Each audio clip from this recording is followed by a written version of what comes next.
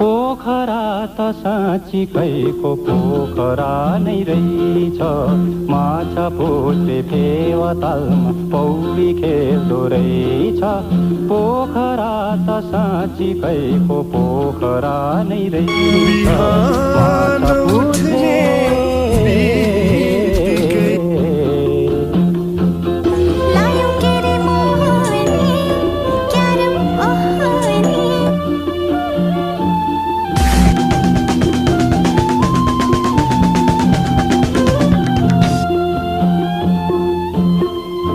हिमाललाई अङ्गालोमा